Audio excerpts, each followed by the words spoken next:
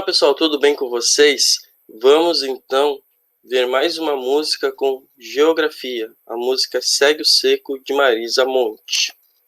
A boiada seca, na enxurrada seca, a trovoada seca, na enxada seca.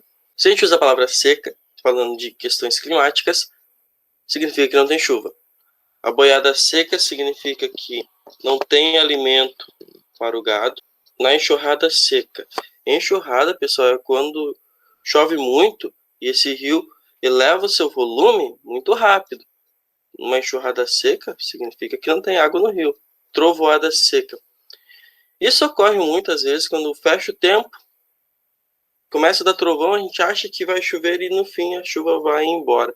Na enxada seca, o solo sem umidade devido à falta de chuva. Bom, aqui uma imagem mostrando a tal da boiada seca. Se não tem água, não tem vegetação. Não tem vegetação, o animal não tem alimentação e pode sim ir à morte. Segue o seco sem sacar que o caminho é seco, sem sacar que o espinho é seco, sem sacar que seco é o ser sol.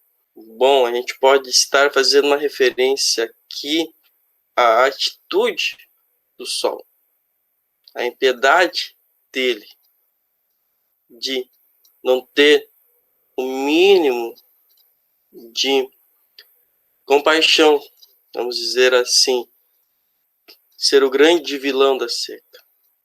O sol realmente, quando alinhado a outros fatores de determinados locais, vai ser o grande vilão, porque a temperatura vai subir, eu não vou ter chuva, só que eu tenho que levar em consideração que as condições específicas de determinados locais vão diferenciar e condicionar o clima que ele vai ter.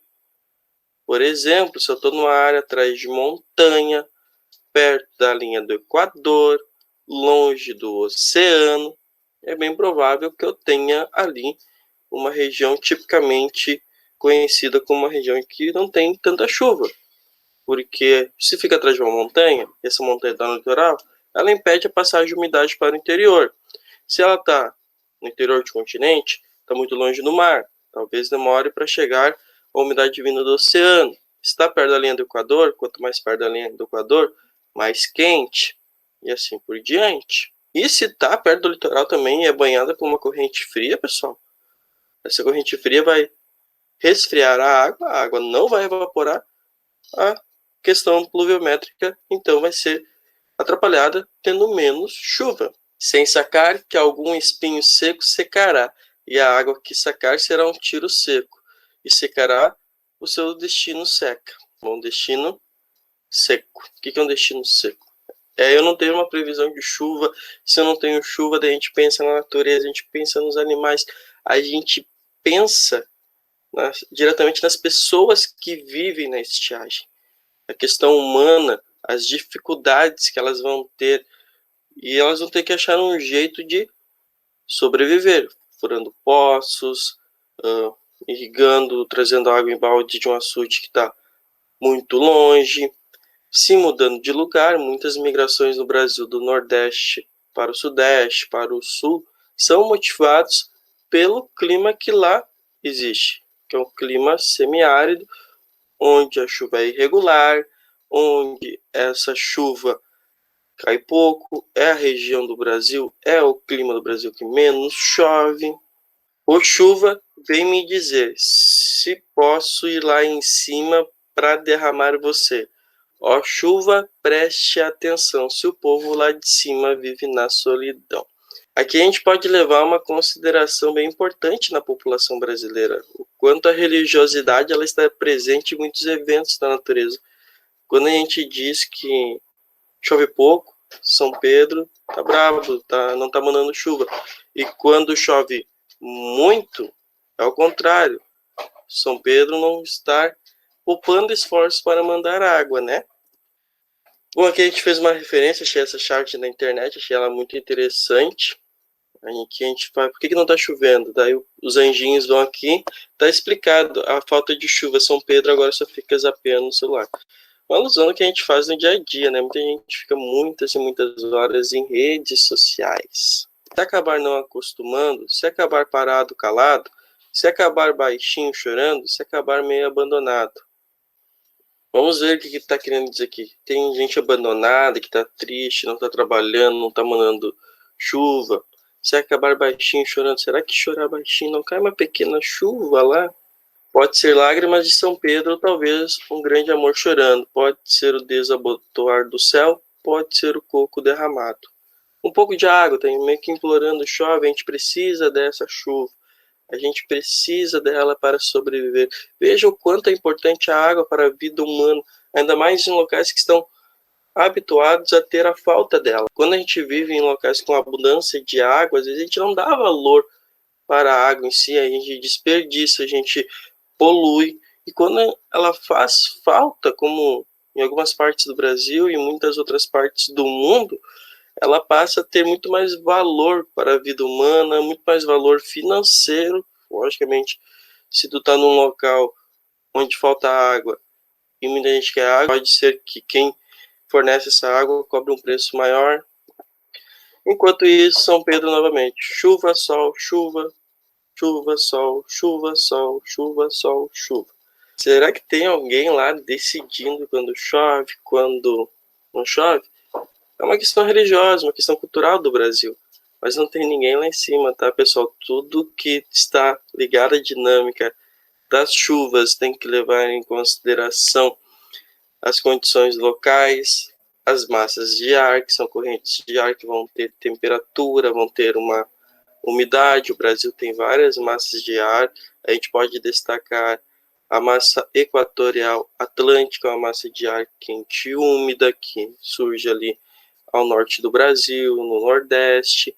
A massa tropical atlântica também quente e úmida, que nos ajuda a ter chuva por todo o litoral.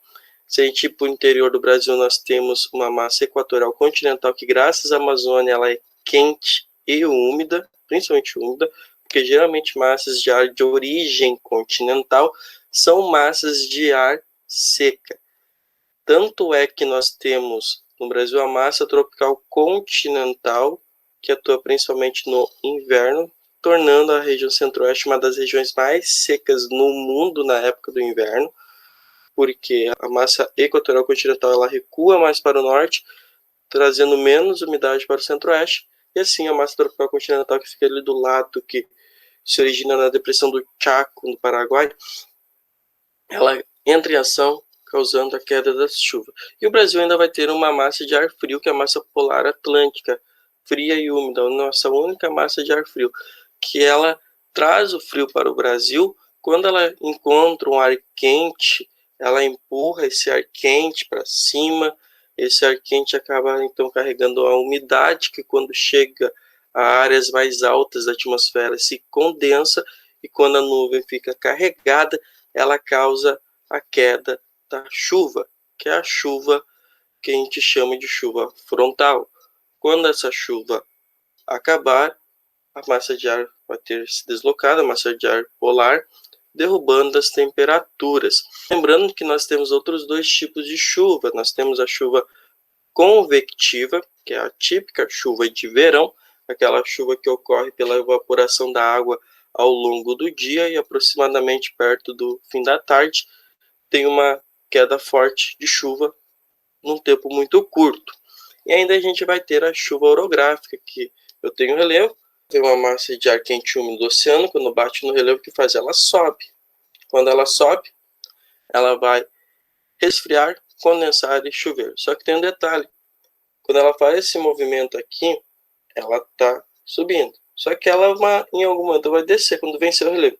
E quando estiver descendo, ela já vai descendo seca e vai se aquecendo. Quando chega do outro lado do relevo, ela está quente e seca.